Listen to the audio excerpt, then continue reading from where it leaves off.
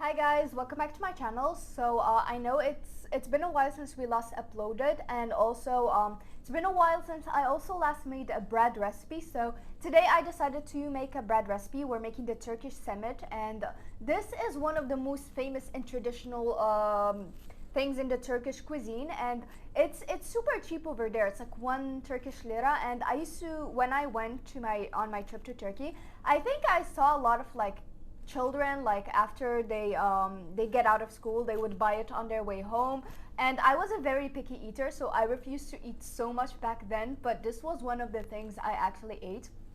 It is crunchy and soft, and it smells so good, and you get that hint of sweetness from the sesame, and everything about it is just so perfect, and it is super easy to make. So let's show you guys how to. So to make the Turkish simit, here we have 1 cup of warm water, flour. So we're going to start with 450. We might need more. About a teaspoon of sugar, 10 grams of yeast, half a teaspoon of salt, and this is for a later step, sesame seeds. We're also starting with 250 grams here, and we have about 2 tablespoons black honey / molasses. So in the bowl where you're going to work your dough, we're going to put in the warm water,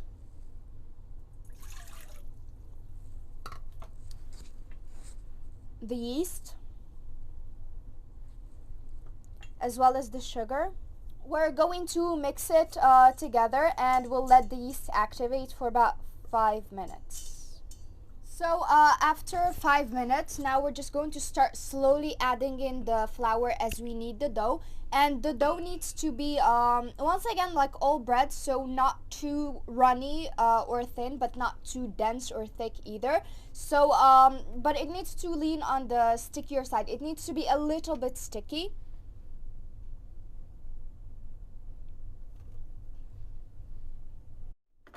So I've added about half the amount of flour that I had, and now I'm going to start kneading the dough, and of course while continuously watching the dough and to make sure that I get the right consistency.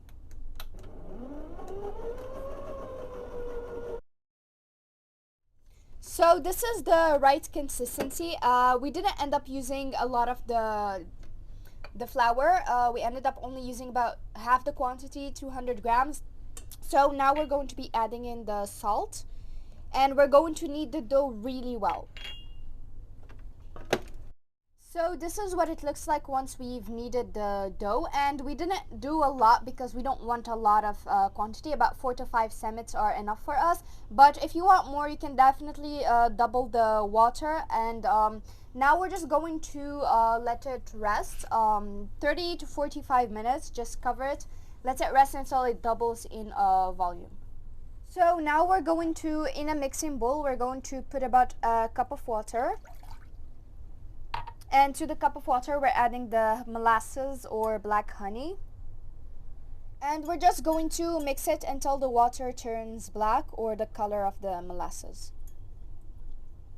So once you've mixed this, also prepare the tray in which you're going to prepare your simit, and now we'll move to the next step. So our dough is ready. As you can see, it rose. Now we're just going to remove the air from it, and we're going to move it into our working area. So in our working surface, we're just going to sprinkle some flour, and we're going to put in our dough, and we're just going to work it. So we're going to divide it into 6 pieces, 6 semits out of all of this, and also we used about 276 grams of flour.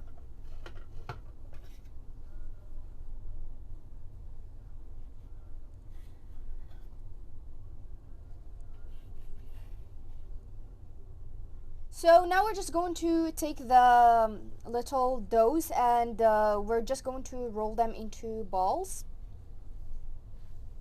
and we're going to put them together and then move on to next. You've rolled all of them into little balls. Now we're going to start shaping. So to shape it, it's very easy. We're just going to roll it.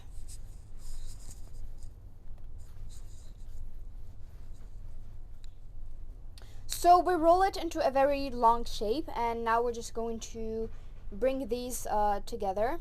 Just going to fold it, and we're just going to twist it from there.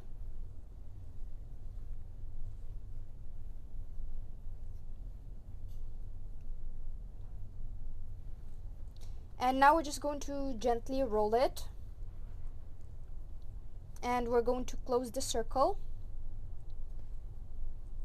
Insert your hand or just a few fingers and roll it from here as well. And now we're going to dip it into the molasses water,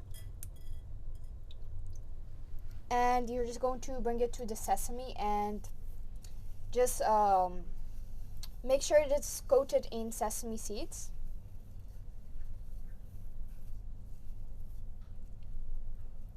And you're going to place it into the tray. So we finished the process and we ended up with 6 simits. Now we're going to cover them and let them rest for about 10 minutes while our oven is heating up at 200 degrees Celsius. So now we're just going to bake them at 200 degrees Celsius for 15 minutes, but then make sure to check on them until they're nice and golden brown, of course. So I think that would depend, each oven would differ from the other, but we're going to keep an eye on them for 15 minutes, and then in case they are not golden brown yet, we're going to add more. This is what they look like. They smell amazing, and look at that nice golden brown color. It looks really great. It had a great color on it, and it smells so good. I can't wait to try it. So you can see the color over here. That crispiness. Oh my God.